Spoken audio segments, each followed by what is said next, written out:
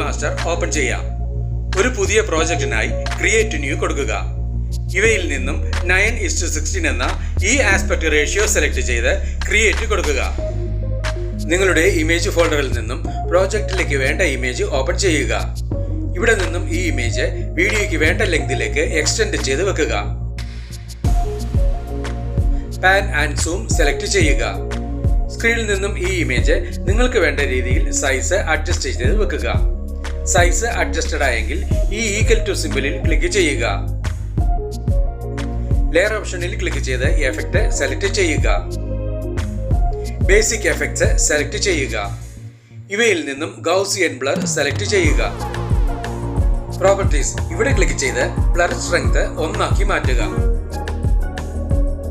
സ്ക്രീനിൽ നിന്നും ഈ മാസ്ക് ബാക്ക്ഗ്രൗണ്ട് പൂർണ്ണമായും മറയുന്ന രീതിയിൽ എൻലാർജ് ചെയ്ത് വെക്കുക. ഇവിടെ നിന്നും ഈ ലെയറിന്റെ ഡ്യൂറേഷനും മുകളിലത്തെ ലെയറിന് സമമായി വെക്കുക.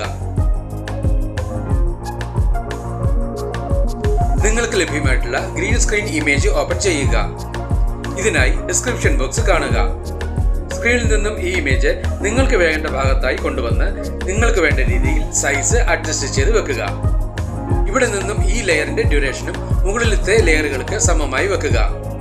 എഡിറ്റിംഗിന്റെ ആദ്യ ഘട്ടം കഴിഞ്ഞിട്ടുണ്ട്. ഈ പ്രോജക്റ്റ് എക്സ്പോർട്ട് ചെയ്യിക്കുന്നതിനായി ഇവിടെ ക്ലിക്ക് ചെയ്യുക. സേവ് ആസ് വീഡിയോ കൊടുക്കുക. എക്സ്പോർട്ടിംഗ് കഴിഞ്ഞിട്ടുണ്ട്. ഈ വിൻഡോ ക്ലോസ് ചെയ്ത് പ്രോജക്റ്റിലേക്ക് തിരികെ എത്താം. ടൈം ലൈനിലുള്ള എല്ലാ ലെയറുകളും ഒന്നൊന്നായി ഡിലീറ്റ് ചെയ്ത് കളയുക. മീഡിയ ഓപ്ഷനിൽ ക്ലിക്ക് ചെയ്ത് ഇമേജ് അസസിൽ നിന്നും ബ്ലാക്ക് കളർ സെലക്ട് ചെയ്യുക. നിങ്ങളുടെ കൈൻമാസ്റ്റർ എക്സ്പോർട്ട് ഫോൾഡറിൽ നിന്നും ഇപ്പോൾ നാം എക്സ്പോർട്ട് ചെയ്ത ഫയൽ ഓപ്പൺ ചെയ്യുക. ഓപ്ഷൻ ബാറിൽ നിന്നും സ്പ്ലിറ്റ് സ്ക്രീൻ സെലക്ട് ചെയ്യുക. റെക്ടാംഗിൾ കൊടുക്കുക. ഓപ്ഷൻ ബാറിൽ നിന്നും ക്രോമ കീ സെലക്ട് ചെയ്യുക. ഇവിടെ ക്ലിക്ക് ചെയ്ത് ക്രോമ ഫംഗ്ഷൻസ് എനേബിൾ ചെയ്യുക. കീ കളർ ഇവിടെ ഗ്രീൻ കളർ തന്നെയാണ് സെലക്ട് ആയി കിടക്കുന്നത്. അതുകൊണ്ട് തന്നെ ടെംപ്ലേറ്റിലെ ഗ്രീൻ കളർ നമുക്ക് വേണ്ട വിധം പൂർണ്ണമായും ഇല്ലാതെയായിട്ടുണ്ട്. നിങ്ങളുടെ ഇമേജ് ഫോൾഡറിൽ നിന്നും മാസ്കിനുള്ളിലായി വരേണ്ട ഇമേജ് ഓപ്പൺ ചെയ്യുക. ഈ 3 ഡോട്ട്സ് ബട്ടണിൽ ക്ലിക്ക് ചെയ്ത് സെൻഡ് ടു ബാക്ക് കൊടുക്കുക. മാസ്കിനുള്ളിലായി ഈ ഇമേജ് ഒരൽപ്പം റെഡ്യൂസ് ചെയ്ത് റൈറ്റ് സൈഡ് ചേർത്ത് വെക്കുക. ഓപ്ഷൻ ബാറിൽ നിന്നും ക്രോപ്പിംഗ് സെലക്ട് ചെയ്യുക. മാസ്ക് ഇവിടെ ക്ലിക്ക് ചെയ്ത് മാസ്ക് ഫംഗ്ഷൻസ് എനേബിൾ ചെയ്യുക. സ്ക്വയർ ഷേപ്പ് തന്നെയാണ് നമുക്ക് വേണ്ടത്. ഫെദർ ഇവിടെ ക്ലിക്ക് ചെയ്ത് ഫെദർ ലെവൽ മാക്സിമം കൂട്ടിക്കൊടുക്കുക.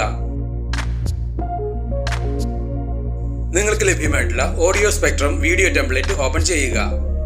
ഇതിനായി ഡിസ്ക്രിപ്ഷൻ ബോക്സ് കാണുക. ഓപ്ഷൻ ബാറിൽ നിന്നും ബ്ലെൻഡിംഗ് സെലക്ട് ചെയ്യുക. ഇവയിൽ നിന്നും ബ്ലെൻഡിംഗ് ഒപ്പാസിറ്റിയായി സ്ക്രീൻ സെലക്ട് ചെയ്യുക. ഈ വീഡിയോ ലെയർ മാസ്കിന്റെ ലെഫ്റ്റ് സൈഡിലായി സൈസ് അഡ്ജസ്റ്റ് ചെയ്ത് വെക്കുക.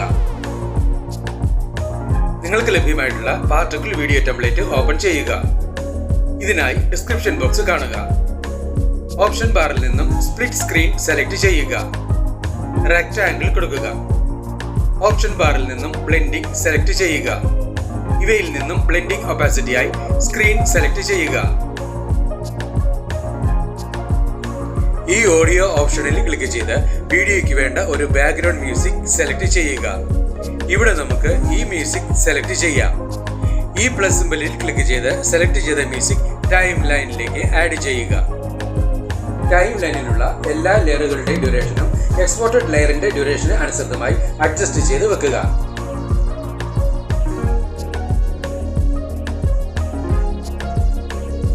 ടൈം ലൈനിന് മുന്നിലെത്തി വീഡിയോ പ്ലേ ചെയ്ത് നോക്കി ആവശ്യമെങ്കിൽ വേണ്ട മാറ്റങ്ങൾ വരുത്തുക.